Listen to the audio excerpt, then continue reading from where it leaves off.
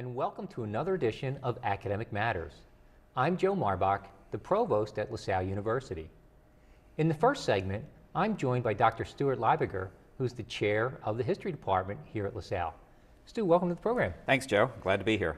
For folks at home who might not know who you are, could you give us a little bit of your history and background on how you ended up in history and how you ended up here at LaSalle? Yeah, well, I grew up in Connecticut, and the way I got interested in history is that the family vacations were always to places like Gettysburg and Washington, D.C. We never went to Disney or anything like that. In 1979, when I was going into high school, the family took a trip to Illinois, and we visited all the Lincoln sites in the Springfield area. And on that trip, I picked up a biography of Lincoln, and I was hooked. And then from there, I got interested in the Civil War. When I went to undergraduate, I went to the University of Virginia, which is a great place to study history because all the buildings were designed by Thomas Jefferson, and nearby was Thomas Jefferson's home, Monticello. Mm-hmm. And my first history job was as a tour guide at Monticello, giving tours of the house. My second history job was working on the staff of the papers of George Washington, which are being edited at the University of Virginia. Yeah. So it was really a fantastic place to study. Just immersed in American history. And so I got interested then in the 18th century. Mm-hmm. Then I went to graduate school at the University of North Carolina in Chapel Hill, and I studied with a famous 18th century Revolutionary War historian named Don Higginbotham. I ended up writing my MA thesis about James Madison and the Bill of Rights, mm-hmm. and my PhD dissertation was a study of the friendship and political collaboration between George Washington and James Madison. And then from there, I finished my PhD in 1995, and then my first academic job was adjunct faculty at Princeton University. Okay, so you came back north. Right, and when I was at Princeton, I also worked part-time for a while at the papers of Thomas Jefferson, which are being edited at Princeton University. Okay. And then it was from Princeton that I came to LaSalle. I started here in 1997, mm-hmm. so I've been at LaSalle for 15 years now, and then I was promoted to associate professor in 2002, and I became chair of the department in 2006. Okay.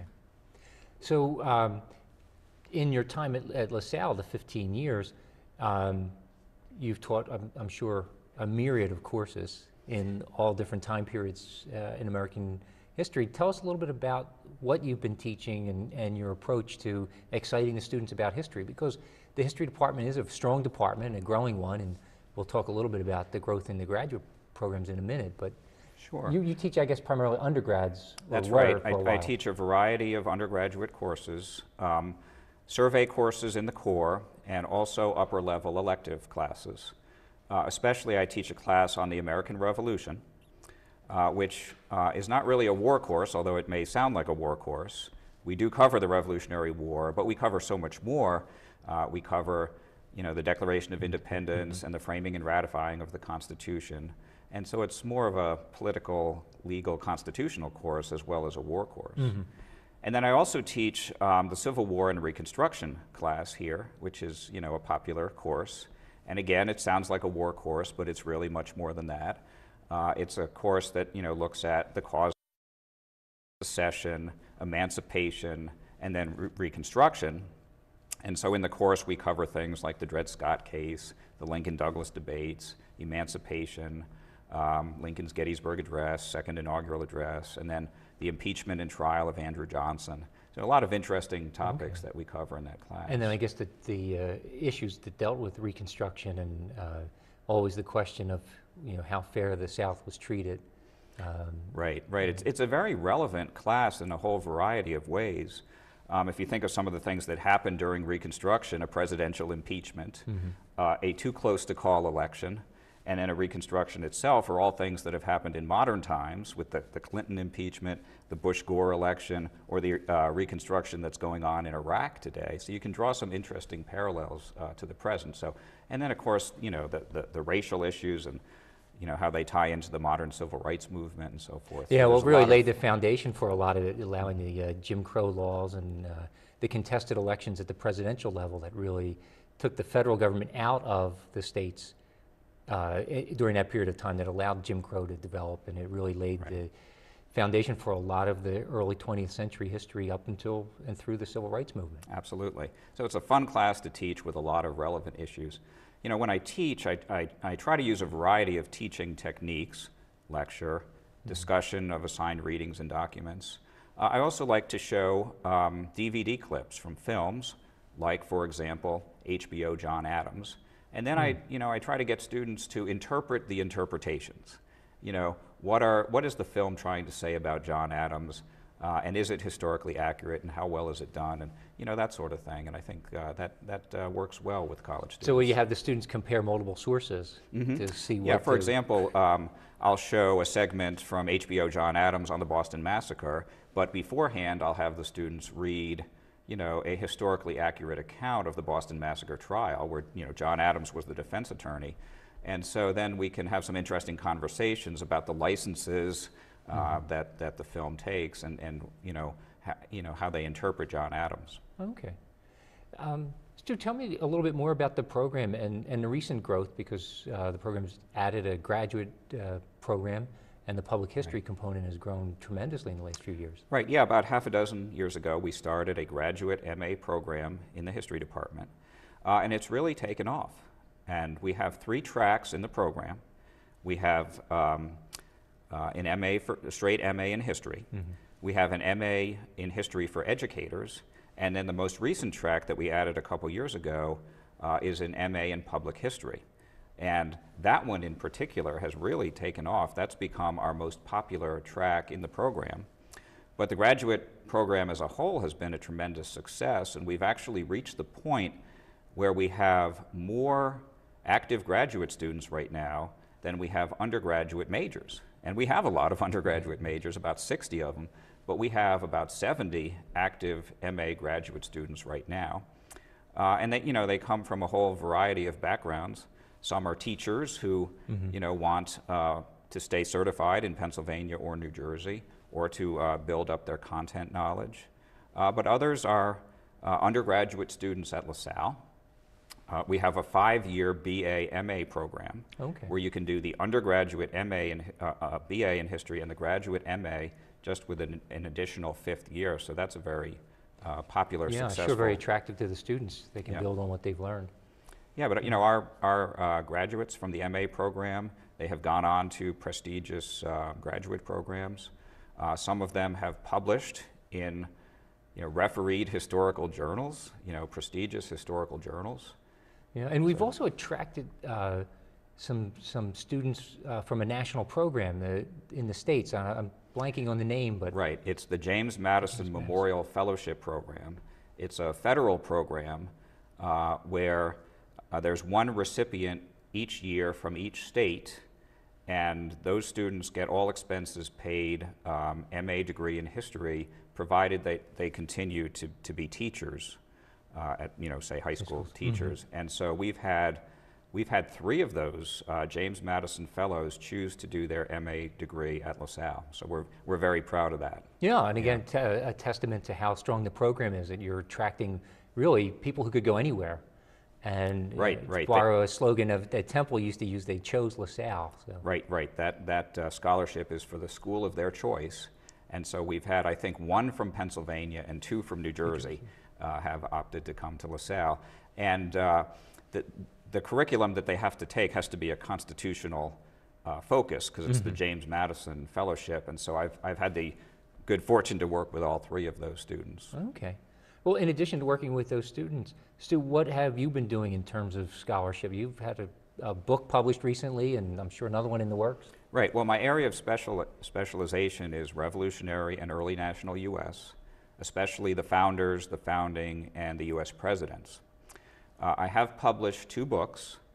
The first book is the dissertation that I mentioned a little bit earlier, and so that book is called Founding Friendship, George Washington, James Madison, and the Creation of the American Republic. And it's a shortened version, a revised version of my dissertation. and it's a study of the political collaboration between George Washington and James Madison. And it was a key friendship in getting the Constitutional Convention called in 1787, framing and ratifying the Constitution.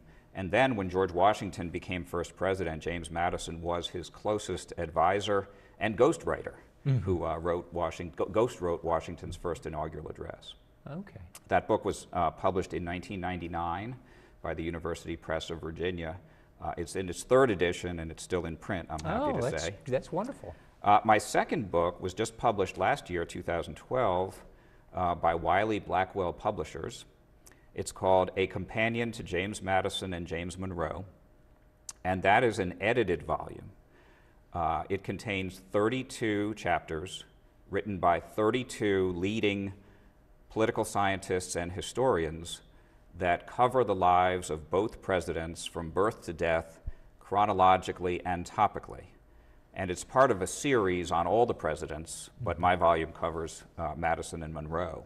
Okay. And so what I had to do with that volume was to write a proposal to sort of conceptualize the 32 chapters, and then recruit the political scientists and historians to write all the chapters.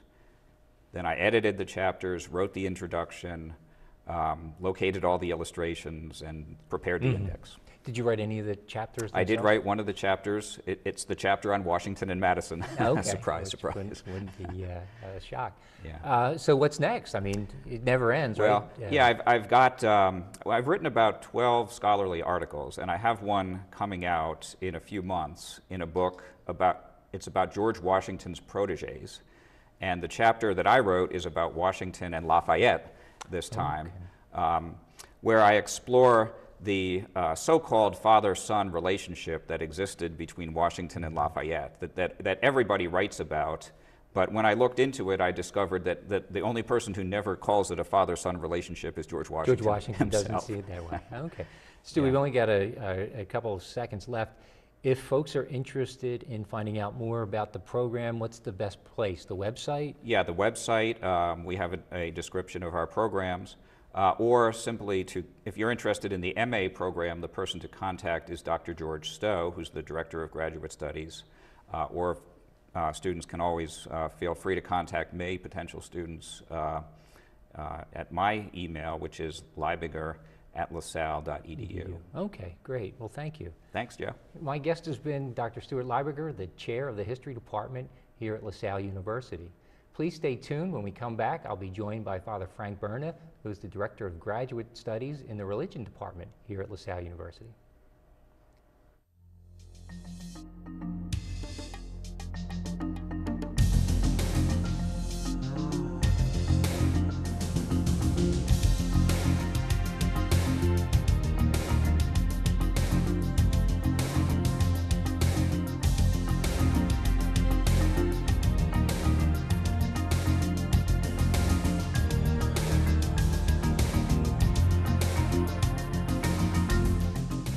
Hi, I'm Lieutenant Colonel Nicole Malachowski, a U.S. Air Force Fighter Squadron Commander and the first woman pilot with the United States Air Force Aerial Demonstration Team. My fellow airmen and I know that each of us plays a huge part in our victories, whether in the air or on the ground. We couldn't accomplish our mission without using everyone's skills to reach our goals. Embracing our differences and working together is also what has made America strong. Thank you for your support, and remember, our strength lies in our diversity. This message brought to you by the United States Air Force.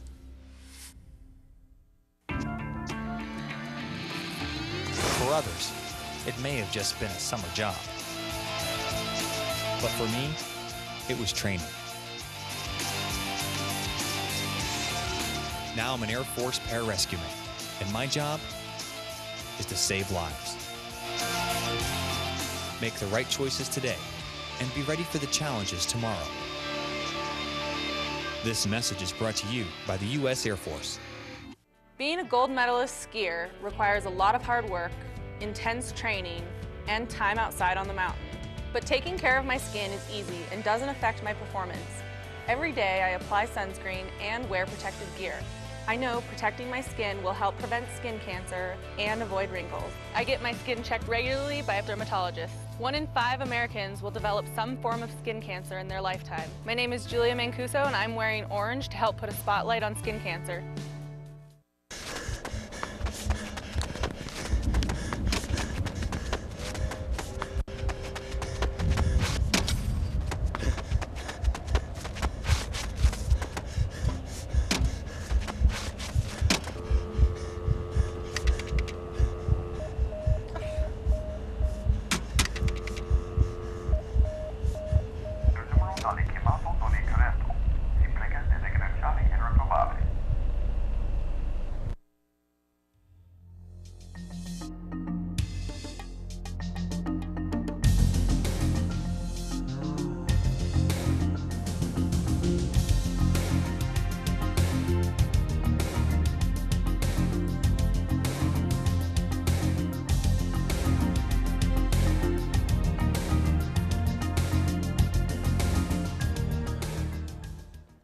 Welcome back to Academic Matters. Once again, I'm Joe Marbach, the Provost at LaSalle University. In this segment, I'm joined by Father Frank Berna. Either one works. Dr. Frank Berna, who is the Graduate Director for the Department of Religion and handles our Master's and THD programs. Father Frank, thanks for joining us. Thank you. Good to be here. Frank, for folks at home who are just being introduced to you and to the programs, tell us a little bit about how you came to LaSalle and your interest in our graduate programs. Okay. I grew up in Philadelphia, did my undergraduate work at Marquette University, starting in sociology, social work, and then I took a course in the Hebrew Scriptures, an overview, and I just really liked it. And in terms of my own vocation, I always had this thing I wanted to be a teacher. Mm-hmm. The idea of being a priest was there, but the teacher thing was first. So I got a degree in religious education, was actually licensed to teach religion as a social science. Not that any public school was hiring anybody, but and then I have been with the Franciscan Friars and then pursued seminary education and taught back here in Philadelphia at Archbishop Bryan High School. And then did my doctoral work at Fordham University and taught for 8 years at St. Bonaventure up in New York. Did a short administrative thing at Alvernia College for about 1.5 years and then found my way to LaSalle. And I started actually in campus ministry full-time, and I'm back there this year as interim. Interim campus chaplain for us? Yeah. Right. And from the first position when Brother Miguel had the opportunity to go to Cuba, the graduate master's program needed a director. And as much as I enjoyed campus ministry, I missed the academic part, wanted to be in the classroom more. And so I started that position in 1997, and then we started the THD program June a year ago, and it was a couple years in the making. Teaching graduate students and undergrads, and I enjoy all of them. Yeah. Now the programs they appeal to different audiences and are offered in different formats. The MA program offered in parts in Trenton, a main campus, and in Trenton as well? That's correct, yeah. We, the main campus, Bucks County, and then actually the Diocesan Center for Trenton in Lawrenceville. And that's regular class, meets once a week, and get a variety of students. Generally, sometimes we have a younger group that's either high school teachers or they want to become high school teachers. Middle-aged women primarily interested in the area of parish religious education programs. And then we've got this other group, really since I've been directing it, and it's now one of our larger groups, middle-aged women and men who are interested in lay chaplaincy. Mostly from the Catholic tradition, but also we have some Protestant people. They're not interested in any kind of ordination, but things like hospital ministry, prison ministry, or lay people working as pastoral associates.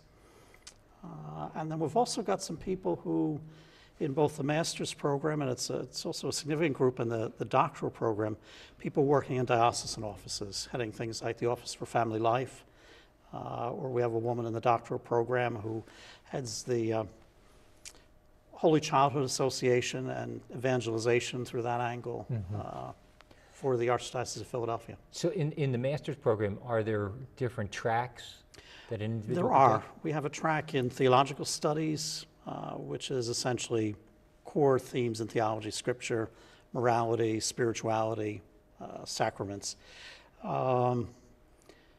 Religious education, where you take mostly the theological core, but then you take some courses in faith formation, catechesis for children, that kind of thing. Then the pastoral care. And then we have another, we're in partnership with the Diocese of Trenton for their lay ecclesial ministry program. And the diocese provides spiritual and practical formation education for the students. And then we provide the academic content. And that's the program that we offer in the Diocese of Trenton as well as Bucks County. Okay. Now the THD, the Doctorate in Theology, is a very different type of program. It really is. It kind of takes a little bit of the European model. Tell the folks at home a little bit about that. We really look for highly focused and highly independent learners. And while we do credit hours, there really are only 3 courses that are taken in a semi-traditional format, and they're intensive formats. 2 of them are summer residencies, where the students do reading before they come and research once they leave campus after the week, and then 1 completely online course that they take as a cohort. And the online is to make sure that they're familiar with communicating using modern technology, not only for their own research, but the degree itself is in theology, and it takes the frame of wanting to hand on what we've received. And so it's how do you hand this on in a different day and age? How do you do adult faith formation besides having people come together for a lecture? You know, so getting our students to think about creative ways to engage different populations. And that program also has some specific tracks. There's a Correct. founder We have- studies, yeah. for example. We have 4 different tracks: founders studies, that really began as LaSallian studies, and it was Brother Miguel and his advice that why don't you look at some other, a wider definition there, because there are many communities who like to get back to their origins. And it is interesting, we've had some people outside the Catholic tradition who want to take a look at, had a rabbi inquiring about doing the possibility of the growth of orthodoxy here in the United States and following a particular rabbinic tradition. He's decided not to pursue our program, but we've had some inquiries like that, which is exciting. Another is, it's really an emerging field, the last maybe 20 years, Catholic studies, which is interdisciplinary, kind of looking at the Catholic intellectual tradition. Then we have Christian spirituality, which is the bulk of people interested so far. And then we have church ministry, where you would study a particular ministry in a church, perhaps its history or practical application today, or new ways of thinking about it. And that's, again, not terribly popular. The Catholic studies and the Christian spirituality are the most popular. Yeah. And the program is limited. It brings in about 12 students. That's right. We'll take no more than 12. And again, we look for they have to have a real sense of what they want to study when they're coming here. And again, to be able to take the initiative to find some people, because they don't have to work strictly with LaSalle faculty. Right, that was the other novel Right. aspect. They can work with faculty who are appropriately credentialed at an accredited institution anywhere in the United States. And we have students who have studied with professors at Boston College, Merrimack University, Chestnut Hill, Newman University, Fordham University, and they really are able to tap into people who have great expertise in their particular field. And these faculty have been just wonderful and excited to get engaged with us. Yeah, it sounds like it. I mean, to find students that want to be engaged in the kinds of things that they're writing about and studying and kind of developing at another step. Let me change the subject a little bit, Frank, and go back to your role as interim chaplain for the campus. Okay.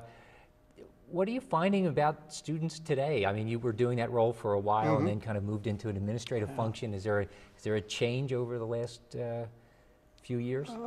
One change is, I mean, there are a few more students who are